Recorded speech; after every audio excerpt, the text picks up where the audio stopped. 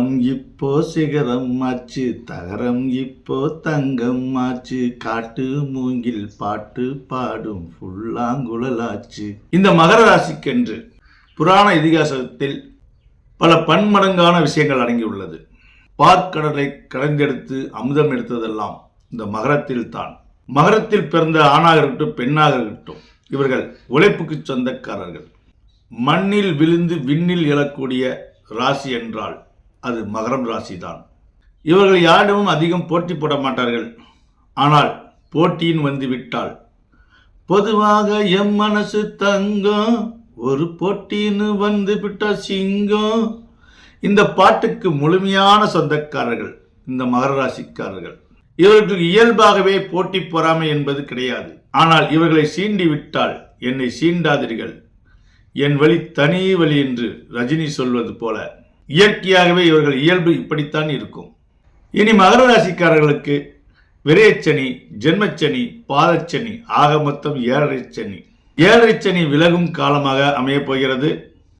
வருகிற 2025 மார்ச் மாதம் 29ஆம் தேதிக்கு மேல் தான் பட்ட கஷ்டமெல்லாம் தீரப்போகிறது. தான் நினைத்ததெல்லாம் நடக்கப் போகிறது. மகர ராசிக்காரர்களுக்கு ஜென்மச்சனியில் கூட ஏதோ கொஞ்சம் ஓரளவுக்கு இருந்தது.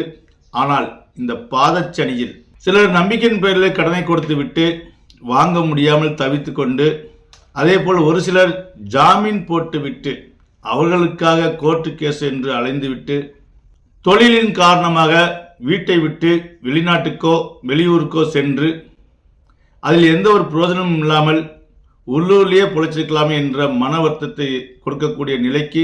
ஏனென்றால் இவர்கள் எடுத்ததெல்லாம் ஃபெயிலர், 1 2 அல்ல. இந்த பாதச்சனியில் கால்கள் மட்டுமல்ல, காலும் உடலும் உள்ளமும் அனைத்தும் நொந்துவிட்டது என்று சொல்ல வேண்டும். ஒரு 20% பேருக்கு மட்டும் அசையா சொத்துக்கள் கிடைத்திருக்கும், திடீர் அதிர்ஷ்டமெல்லாம் கிடைத்திருக்கும். ஆனால் 80% பேருக்கு திடீர் என்று மன வருத்தம் ஏற்படும் அளவுக்கு இவ்வளவுதான் கஷ்டம் என்று சொல்ல முடியாது. உடலில் உயிர் மட்டும்தான் இருக்கு என்று சொல்லக்கூடிய நிலைக்கு தள்ளப்பட்டிருப்பார்கள். உழைப்புக்கேற்ற ஊதியம் கிடைக்காமலும், உண்மைக்கேற்ற உயர்வு கிடைக்காமலும், நல்லது செய்தும் நன்மை அடையாமலும், ஆக மொத்தம் இந்த 7.5 கடைசி காலத்தில் எவ்வளவு வச்சு செய்ய முடியுமோ அந்த அளவுக்கு செய்துவிட்டது. சிலருக்கு சூசைட் செய்யக்கூடிய நிலைக்கு தள்ளப்பட்டிருப்பார்கள். இனி 2025 மார்ச் மாதம் 29ஆம் தேதிக்கு மேல் நீங்க பட்டதுக்கெல்லாம் பலன் கிடைக்கப் போகிறது. நீங்க தொட்டதெல்லாம் துலங்க போகிறது, கெட்டதெல்லாம் விலகப் போகிறது. மகரம் சிகரம் ஏறும் காலம் வந்துவிட்டது. உங்க உழைப்புக்கேற்ற ஊதியமும் உங்கள் மதிப்புக்கேற்ற புகழ்ச்சியும் கிடைக்கக்கூடிய காலமாக வருகிறது. இன்னும் சிறிது காலமே, பொறுத்தவன் தான் பூமி ஆழ்வான். உங்கள் பொறுமைக்கு பெருமை சேர்க்கும் காலமாக இந்த சனி பயிற்சி அமைய போகிறது. கும்பராசியில் 2ஆம் இடத்தில் வாழ்க்கை ஸ்தானத்திலும் குடும்பஸ்தானத்திலும் அமைந்த சனி பகவான் குடும்பத்தில் நிம்மதியற்ற சூழ்நிலையை கொடுத்தார். இனி 3ஆம் இடத்துக்கு இடம்பெற இருக்கிறார். 3ஆம் இடத்தில் இடம்பெறக்கூடிய சனி பகவான் 3ஆம் பார்வையாக 5ஆம் இடத்தை பார்வையிடுவார். 7ஆம் பார்வையாக உங்களுடைய 9ஆம் இடத்தை பார்வையிடுவார். 10ஆம் பார்வையாக உங்களுடைய 11ஆம் இடத்தை பார்வையிடுவார். ஆக 5, 9, 11ஆம் இடத்தை சனி பகவான் பார்வையிடுவார். 5ஆம் இடத்தை பார்வையிடும் பொழுது உங்களுடைய பூர்வீக சொத்துக்களில் பிரச்சனை ஏதும் இருந்தால் உங்களுக்கு சாதகமாகவே அமையும். இதுவரை குழந்தைகள் இல்லை என்று கவலையா உள்ளவர்களுக்கு உங்களுடைய குலவம்சம் பெருகும். 7ஆம் பார்வை 9ஆம் இடத்தை பார்வையிடுவதால் தந்தை உறவுகளில் சின்ன விரிசல்கள் ஏற்படும். கொஞ்சம் நீங்கள் சாதுரியமாக நடந்து கொண்டால் தந்தை வழி சொத்துக்கள் உங்களுக்கு கிடைக்கும். லாபஸ்தானமான 11ஆம் இடத்தை பார்வையிடுவதால் நீங்கள் செய்யும் தொழிலில் மிக அற்புதமான லாபம் கிடைத்து அசையா சொத்துக்களும் அசையும் சொத்துக்களும் வாங்கக்கூடிய காலமாக இந்த 2.5 வருடம் காலம் உங்களுக்கு அமைகிறது. 11ஆம் இடம் என்பது லாபஸ்தானம்.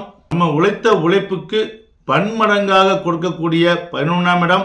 ஆக 11ஆம் இடத்தை 10ஆம் பார்வையாக பார்வையிடுவதால் உங்களுக்கு இதுவரை எவ்வளவு கஷ்டத்தை கொடுத்து எவ்வளவு விரயத்தை கொடுத்ததோ 10 மடங்காகவும் 100 மடங்காகவும் இனி உங்களுக்கு லாபங்கள் வந்து சேரும். ஆனால் அதே சமயம் தற்போது 3ஆம் இடத்தில் ராகு பகவான் சஞ்சரித்துக் கொண்டிருக்கிறார். பொதுவாக 3ஆம் இடத்தில் ராகு பகவான் சஞ்சரிக்கும் காலம் பொற்காலம்தான். ஆனால் இந்த சனி பயிற்சி ஆகும் பொழுது, ராகு பகவானோடு சனி சேரும் பொழுது மிகப்பெரிய இன்னும் சோதனைக்கு உள்ளாவீர்கள். அதனால்தான் இயற்கை ஜோதிடம் வெளிப்படையாக உங்களுக்கு சந்தோஷமான விஷயத்தை சொல்லிவிட்டு தற்போது கொஞ்சம் சங்கடமான விஷயங்களை சொல்ல இருக்கிறது. ஏனென்றால் சனி பயிற்சி ஆன உடனே ஆகா ஓகோ என்று பல வீடியோக்களை பார்த்திருப்பீர்கள். அப்படியே நம்ம வீடியோவுக்கு வந்திருப்பீர்கள். இயற்கை ஜோதிடம் எப்பொழுதும் உண்மையை தான் சொல்லும். அந்த வகையில் சனி பகவான் ராகு பகவானோடு சேரும் பொழுது மிக கவனமாக இருக்க வேண்டும். ராகு பயிற்சிக்கு பிறகுதான் உங்களுக்கு எண்ணில் அடங்காத லாபங்கள் கிடைக்கும், எண்ணில் அடங்காத மன மகிழ்ச்சி கிடைக்கும். நீங்கள் தொட்டதெல்லாம் துலங்கும், கெட்டதெல்லாம் விலகும். தற்போது சனி பகவான் 2ஆம் இடத்து குடும்பஸ்தானத்தில் இருந்து சிலருக்கு டிவோர்ஸ் ஆகக்கூடிய நிலைகள் ஏற்பட்டிருக்கும். இன்னும் பிரச்சனை அதிகரிக்கக்கூடிய காலமாக இந்த சனி பகவான் சனி பயிற்சி ஆகும் பொழுது ராகு பகவான் ஆல்ரெடி 3ஆம் இடத்தில் சஞ்சரித்துக் கொண்டிருக்கிறார். நீ அக்கம் பக்கத்துக்காரர்களாக இருக்கட்டும், உங்களுடைய நெருங்கிய நண்பர்களாக இருக்கட்டும், அவர்களெல்லாம் நீங்கள் மிக கவனமாக பேச வேண்டும். உங்களுடைய முயற்சியை ஒவ்வொரு அடியையும் கவனமாக எடுத்து வைக்க வேண்டும். ராகு பயிற்சிக்கு பிறகுதான் உங்களுக்கு எண்ணிலடங்காத சந்தோஷங்கள் கிடைக்கும், எண்ணிலடங்காத வெற்றிகள் கிடைக்கும், உங்கள் முயற்சி திருவினையாகும். ஆனால் ராகு பயிற்சி வரை மிக மிக இனிமேல் தான் நீங்கள் கவனமாக இருக்க வேண்டும். இந்த சனி பயிற்சி நன்மையை செய்யக்கூடிய அளவுக்கு இருக்கிறது. ஆனால் அதே சமயம் ராகு பயிற்சி வரை சனி பயிற்சி இன்னும் உங்களுக்கு கடுமையாகத்தான் இருக்கும். முதலில் சந்தோஷமான விஷயத்தை சொல்லிவிட்டு இரண்டாவது இந்த ட்விஸ்டை சொல்கிறோம் என்றால், ஏற்கனவே மகர ராசிக்காரர்கள் எவ்வளவு நொந்து போகணுமோ அந்த அளவுக்கு நொந்து போயிருக்கிறீர்கள். மீண்டும் இந்த சனி பயிற்சி ஆகியும் உங்களுக்கு கெட்டது நடக்குது என்றால் நீங்கள் மனசு விட்டு விடுவீர்கள். அதனால தான் உங்களுக்கு மகர ராசி சிகரம் ஏறக்கூடிய காலம் என்று சொல்லி அதே டைமில் முன்னெச்சரிக்கையாக இருங்கள் என்று. எதற்காக? உங்களுடைய 3ஆம் இடத்தில் சனி பகவான் பயிற்சியாகும் பொழுது ஆல்ரெடி அங்கு ராகு இருப்பதால் ராகுவும் சனியும் சஞ்சரிக்கக்கூடிய இடம் ஒரு சிலருக்கு எக்ஸ்போர்ட் செய்யக்கூடியவர்களுக்கு மிகப்பெரிய தொழிலை கொடுக்கும். ஆனால் அதே சமயம் திடீரென்று முடக்கவும் செய்யும். ஆக நன்மையை செய்யும், தீமையும் செய்யும். ஆனால் நன்மையை விட தீமை தான் அதிகமாக இங்கு இருக்கும். எது நல்லது எது கெட்டது என்று தீர்மானிக்க முடியாத நிலைகள் உருவாகும். ஆக இந்த காலகட்டத்தில் நீங்கள் பொறுமையாக அடியெடுத்து வைக்க வேண்டும். எதிலும் கொஞ்சம் விழிப்புணர்வோடு இருக்க வேண்டும். தூங்கும் போது கூட காலாடித்தான் தூங்கணும் என்று சொல்வார்கள். அந்த மாதிரி கேர்ஃபுல்லாக இருக்க வேண்டும். இந்த பாதச்சனியை விட இந்த 3ஆம் இடத்து சனி இன்னும் கடுமையாகும். என்ன ஒரு திருப்தி என்றால், குடும்பத்தில் கொஞ்சம் சந்தோஷங்கள் வரும், குடும்பத்தில் உள்ள மனச்சங்கடங்கள் நீங்கும். ஆனால் தொழிலிலோ வருமானத்திலோ மிகப்பெரிய ஒரு நஷ்டத்தை கொடுக்கக்கூடிய காலமாக இருக்கிறது. இதற்காகத்தான் இயற்கை ஜோதிடம் 15 வருடத்துக்கு முன்னாடியே மாற்றி யோசித்து வருமுன் காப்போம் என்ற ஒரு திட்டத்தை அறிவித்திருக்கிறது. இதுவரை நீங்க கேள்விப்படாத ஒரு விஷயமாக இருக்கும். இதுவரை எந்த ஜோதிட குருமார்களும் இந்த வருமுன் காப்போம் திட்டத்தை இதுவரை அறிவிக்கவில்லை. உலக அளவில், நம்ம இந்தியாவில் அளவில் மட்டுமல்ல, உலக அளவில் இந்த வருமுன் காப்போம் திட்டத்தை இயற்கை ஜோதிடம் தான் முதலாக அறிவிக்கிறது. அதாவது ஒரு விஷயங்கள் நடந்து முடிஞ்சதுக்கு அப்புறம் அதுக்கு ஒரு பரிகாரம் தோஷம் கழிக்கிறேன் என்று நீங்கள் புறப்படாமல் எந்த ஒரு விஷயத்தையும் வருமுன் காப்பதுதான் சிறப்பு என்பது போல இந்த வருமுன் காப்போம் திட்டத்தில் எந்த விதமான பிளாக் மேஜிக்கும் எந்த விதமான பரிகார செலவும் இருக்காது. அன்றாட நம் வாழ்க்கையில் தூங்கி எழுந்தவுடன் ஒரு சிறிய மெடிடேஷனும் ஒரு சிறிய உடற்பயிற்சியும் அவரவருக்குரிய பர்சனல் நாட்கள் பர்சனல் நேரங்கள் முறையாக கடைபிடித்து ஒரு தர்மம் செய்வதென்றாலும் எந்த நாட்களில் தர்மம் செய்ய வேண்டும், ஒரு கடவுளை வணங்குவதென்றாலும் எந்த நாட்களில் கடவுளை வணங்க வேண்டும், நீங்க எந்த கடவுளை வணங்கினாலும் அந்த கடவுளுக்கு உண்டான நேரம் என்று இருக்கிறது. அதே போல உங்களுடைய பர்சனல் நேரம் என்று இருக்கிறது. இது வெளிப்படையாக மக்களுக்கு எடுத்து வரைக்கிறது இயற்கை ஜோதிடம். வருமுன் காப்போம் திட்டத்தில் இணைபவர்களுக்கு உடல் ரீதியாகவும் மன ரீதியாகவும் பண ரீதியாகவும் அனைத்து பிரச்சனையும் தன் வாழ்வில் வளம் பெறுவதை நீங்கள் உணர்வுபூர்வமாக உணர்வீர்கள்.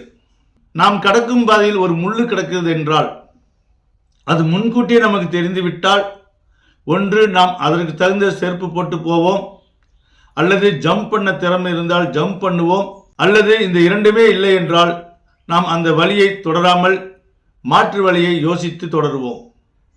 இதுதான் வருமுன் காப்போம். அதே போல வாழ்க்கையில் கஷ்டம் நஷ்டம் இன்பம் துன்பம் இல்லாத மனிதனே கிடையாது. பிறப்பு இறப்பு மட்டும்தான் நம்ம கையில் கிடையாது. ஆனால் இடைப்பட்ட வாழ்க்கை என்பது நம்ம கையில் உள்ளது. எந்த குழந்தையும் மண்ணில் பிறக்கும் பொழுது அது அக்யூஸ்டாக இருக்கட்டும், விஞ்ஞானியாக இருக்கட்டும், மெஞ்ஞானியாகட்டும் யாராக இருந்தாலும் இந்த மண்ணில் பிறக்கும் பொழுது ஏதும் அறியாமல் தான் பிறக்கிறோம்.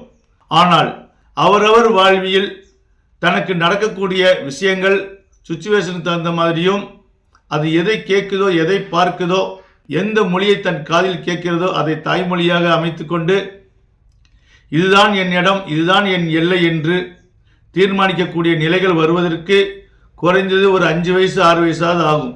அதே வாலிப வயசு வந்த பிறகும் நான் யார் தெரியுமா, என் பூர்வீகம் என்ன தெரியுமா என்றெல்லாம் மார்த்தட்டி கொள்வார்கள்.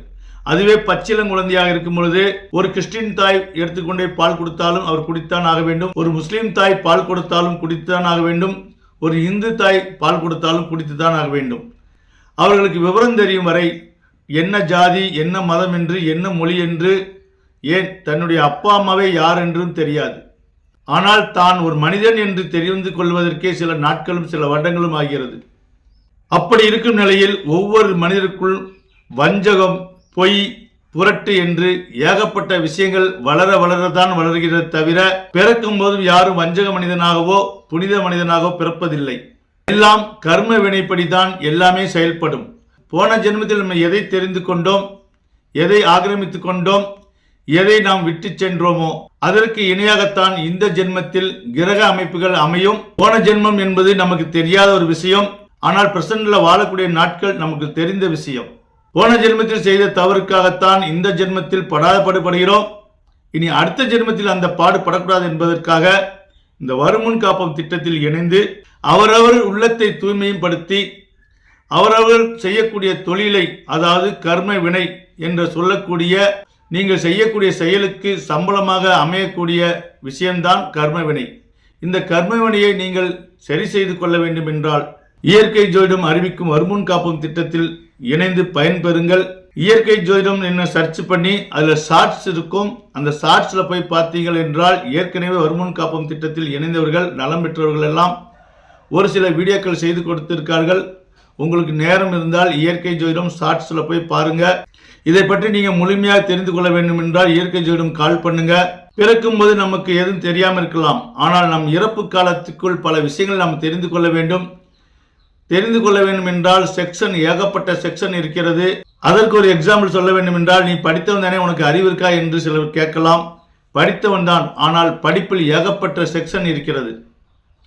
வக்கீல் படித்தவர்கள் டாக்டர் வேலை செய்ய முடியாது, டாக்டர் படித்தவர்கள் மெக்கானிக்கல் வேலை செய்ய முடியாது. உடம்பு மெக்கானிக்கல் வேற, வண்டி மெக்கானிக்கல் வேற.